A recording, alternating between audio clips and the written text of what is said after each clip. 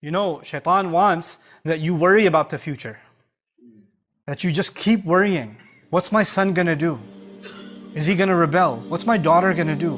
What's my husband gonna do? What's my wife gonna do? And you keep worrying about other people and what they're gonna do and how they're gonna feel. Like you're in charge of them or you're in control of them. We're barely in control of ourselves.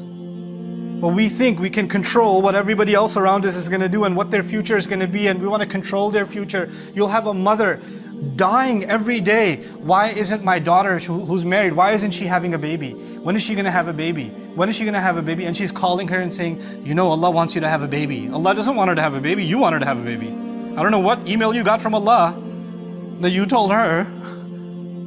But this, in your mind, you just want these anxieties, worldly things that you want is all you think about for the future. I don't have it, I just worry about it. I don't know why I don't have it. And you're just consumed by that, completely consumed by that. It could be the most innocent of things, but Shaitan wants you to be that way, because when you do that, you're not happy with what Allah has given you, number one. And you easily forget that the one in charge is Allah. And the one in control over everyone is Allah. I am actually not in charge of my children.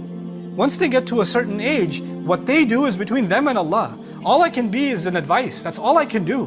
But their decisions are going to be theirs. If our Messenger ﷺ can turn to his daughter and say, Ya Fatima bint Muhammad, ittaqillah fa inni la amliku laki min Allahi shay'a. Fatima, daughter of Muhammad, be mindful of God yourself, because I won't have any control when it comes to standing in front of Allah. I won't be able to help you. That's what he tells his own daughter. So how do you and I think we have control over others, even within our family? He wants us to think we're in charge, and and that's actually something only Allah has the right to. But He consumes our minds with it. And of course, when you try to control people, it backfires. It never works. You can never control people.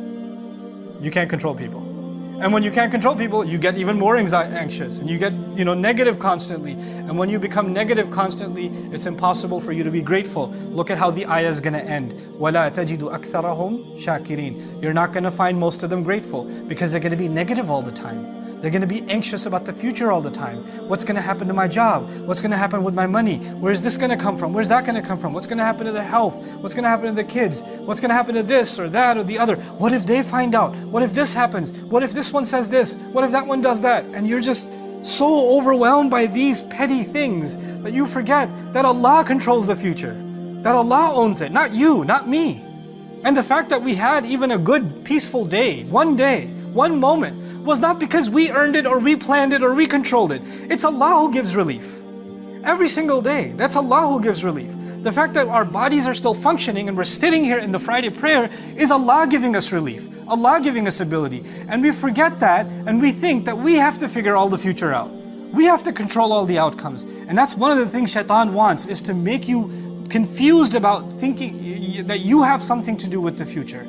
One of the greatest tricks of the Shaitan is to make you pessimistic about the future. Nothing's going to work out, it's all going to be bad, nothing ever worked anyway, it's always going to fail. You become so negative that not only are you negative about your own self, your negativity becomes infectious. Even people around you. Somebody's happy about something, somebody graduated, you're like, yeah, but you're not really going to get a job. You just have to throw in some kind of negative, because, just our luck. Runs in the family, don't worry about it.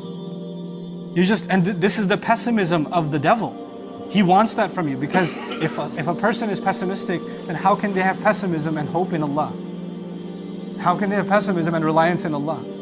Then with what heart are they making dua to Allah? If they've already accepted defeat inside, then nothing's going to work out. Then they have no expectation from Allah. Then they're the most essential relationship we have with Allah, which is that of asking Him, having hope in Him. You cut that off.